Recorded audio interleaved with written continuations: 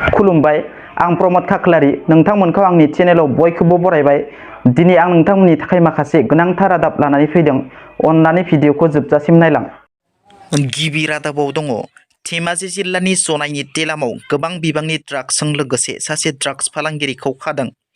जनाइ महकुमानि सिमेन्टसापुरि police थानानि बेन्दोंआव थानाय तेलाम आउटपस्टआव गोबां बिबांनि ड्राग्सजों लोगोसे बहिद आली मुंनि ड्राग्स फालांगिरिखौ पुलिसा खादों। साननैसो सिगां गगामुखनि मटर साइकेल सिखावनि एजाहारनि बिथायाव गगामुख थानानि पुलिस अफिसार प्रणब टलेनि दैदेननायाव मटर साइकेल सिखावखौ फुंबिलियाव संदाननाय समावनो गोबां बिबांनि ड्राग्सजों लोगोसे ड्राग्स फालांगिरि बहिद आलीखौ खानो हायो। गगामुख थानानि पुलिस अफिसार प्रणब टले, सिमेन्टसापुरि पुलिस थानानि police officer sergeant Sittu Gogoi, Telam आउटपस्टनि आइसि महेश्वर पेगुनि दैदेननायाव जथायै संदाननायाव गोबां बिबांनि ड्राग्सजों लोगोसे खाजायो। तेलाम रेल लाखिग्रा साखाथियाव ड्राग्स फालांगिरि एबा मटर साइकेल सिखावजों सोमोन्दो गोनां बहिद आलीया ड्राग्स फालांगिरि बहिद आलीया थांनाय बृहस्पतिबार हराव गुवाहाटीनिफ्राय रेल गारिजों जनाइसिम फैनानै फिन तेलामसिम थांनाय समावनो पुलिसनि जथायै संदाननायाव फ्राय 117 ग्राम ड्राग्सजों लोगोसे खाजायो। ड्राग्स फालांगिरि बहिद आलीया अल बिटिआर कन्ट्रेक्टर एसोसिएशननि गाहाय नेहाथारि बिक्रम दैमारिनिसिम बिटिआरनि गाहाय प्रमद बर'नि गोख्रों फिनजाथाय। दिनै उदालगुरि जिल्ला टंला LACआव फैगौ लकसभा बिसायख'थिनि स्टारिं कमिटि दाफुंना होयो बिटिआरनि गाहाय प्रमद बर'आ। बे हाबाफारिनि उनाव खौरांगिरिनि सोंथियाव बिटिआरनि गाहाय प्रमद बर' बिथाङा ओरैबायदि बुङो दि कलेजआ सरखारि जानांगौ होनना बिक्रम दैमारिया सोमावसाराखै, जों सोमावसारदों होनना। भारतनि गाहाय मन्त्रि नरेन्द्र मदिया भुटानाव दावबायहैदों दरनै हादरनि सोमोन्दोखौ खाथिसिन एबा गोहोगोरा खालामनो थाखाय। गाहाय मन्त्रि मदिया दावबायहैनानै मोनसे गोजोनथाव रादाब फोसावदों।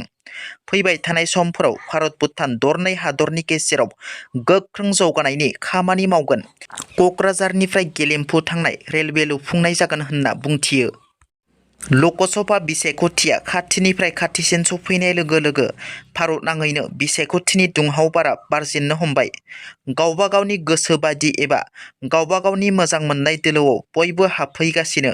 बेबादिनो मैया बनसोजों मदद होजाना देरहासार जानाय टंला कलेजनि general secretary Biswajit Daimaria UPPL दोलोआव जयेन जाफैयो। GS बिस्वजित दैमारिखौ बिटिआरनि गाहाय एबा UPPL दोलोनि आफादगिरि प्रमद बर'आ बरायदों। खारबाय थानाय गंसे बास गारियाव सिनाय मोनै दुथांफोरा गुलि गावनाय जाथाय। लकसभा बिसायख'थिया खाथिसिन सफैनाय समावनो कक्राझार आरो धुबरी जिल्लानि गेजेराव थानाय फानबारि आरो सुपारिघाटनि 17 नं माहारियारि राजा लामायाव सिनाय मोनै सुबुंनि गुलि गावनाय जाथाया ओनसोलनाङैनो गिख्रंथाव थासारि लाबोदों। AS19C 8597 नाम्बारनि आल्ट्रा बास गारिया धुबरी फारसे थांबाय थानाय समावनो सिनाय मोनै दुथांफोरा पाब्लिक बास गारियाव गुलि गावनाय जाथाया बासनि दावबायारिफोरखौ गिखांनाय लाबोहोदों। दुथांफोरनि गुलि गावनायाव रावनिबो जिउ खहा जायाखैब्लाबो साथामसो सुबुङा जखम जायो होनना खौरां मोननाय जादों। दिनैनि रादाबा एसेनोसै। नोंथांमोना जुदि आंनि रादाबखौ खोनासंनानै मोजां मोनदोंब्ला अन्नानै लाइक, शेयार आरो साबस्क्राइब खालामनो दाबाव, लोगोसे बेल आइकनखौ थुनो दाबाव, जाहाथे आंनि गोदान भिडिअआ नोंथांमोननिसिम थाबैनो सहैनो हायो। गोजोन्थों। जै बर' हारिनि।